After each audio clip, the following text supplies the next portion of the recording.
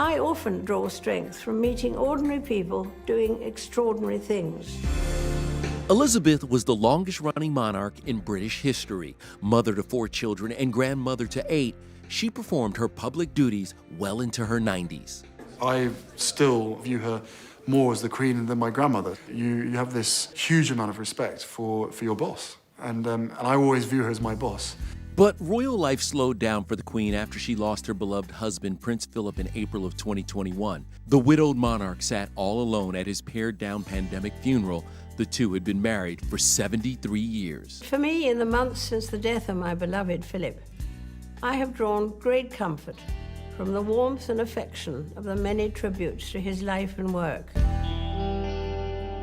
The Queen carried on, but began to look frail and tired. In October of 2021, she spent a night in the hospital for an undisclosed ailment. Concerned for her health, Her Majesty's doctors ordered her to pause her public appearances and to rest. But determined to serve, in November of 2021, she made a video statement to world leaders at the Glasgow Climate Summit. The impact of the environment on human progress was a subject close to the heart of my dear late husband. After Philip's death, Elizabeth proved to be strong despite a number of challenges. In January of 2022, she stripped her son, Prince Andrew, of his HRH title and all of his military honors following his alleged involvement in the Jeffrey Epstein scandal and a related sexual assault lawsuit. The Queen also had to deal with the fallout from the Harry and Meghan Megxit drama. I had 3 conversations with my grandmother and 2 conversations with my father before he stopped taking my calls. From their bombshell sit-down with Oprah to the couple's constant legal battles with the press, the monarch publicly continued to voice support for the Sussex clan, who named their daughter Lilibet after the Queen's childhood nickname. Viewed by many as serious and old-fashioned, she was actually quite playful. Thank you, Mr. Prime Minister of Canada, for making me feel so old. Good evening, Mr. Bond. Good evening, Your Majesty. And remember this moment with Harry that quickly became a gif. Hey, Prince Harry, remember when you told us to bring it at the Invictus Games? Careful what you wish for. Boom. Oh, really? Please. Boom. Elizabeth was known for her love of her corgis. Almost all of her outfits were custom-made just for her. In the 50s, she favored dresses cinched at the waist. In later years, she went for coats and hats, always in bright colors, so she could stand out in a crowd. The priceless jewels and tiaras she wore were historical family heirlooms. But what the Queen definitely valued was her family. She took great pleasure in attending the royal weddings of her grandsons, William with Kate and Harry to Meghan. It's just been a busy year for my family, with 2 weddings and 2 babies and another child expected soon. It helps to keep a grandmother well occupied. That was baby Archie, and the Queen appeared overjoyed when she met her new great-grandson for the first time.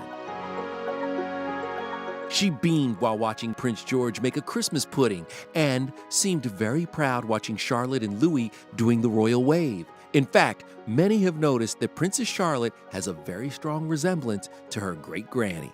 The Queen, she was really thrilled that it was a little girl. And I think as soon as we came back here to Kensington, she was one of our first visitors here. I think she's very fond of Charlotte, always watching what she's up to. George calls her Gangan. She always leaves a little gift or something in their room when we go and stay, and that just shows, I think, her love for her family. The Queen never sat down for a formal TV interview, but she did allow cameras into Buckingham Palace to record important events. On the 65th anniversary of her coronation, Her Majesty was quite cheeky when viewing the imperial state crown. Once you put it on, it stays. And you can't look down to read the speech. You have to take the speech up. Because if you did, your neck would break, or it'd fall off. But what many admired was the royal love story between Elizabeth and Prince Philip. The couple's romantic relationship and lavish wedding was depicted in The Crown. I, Elizabeth Alexandra Mary. Take thee, Philip. Take thee, Philip.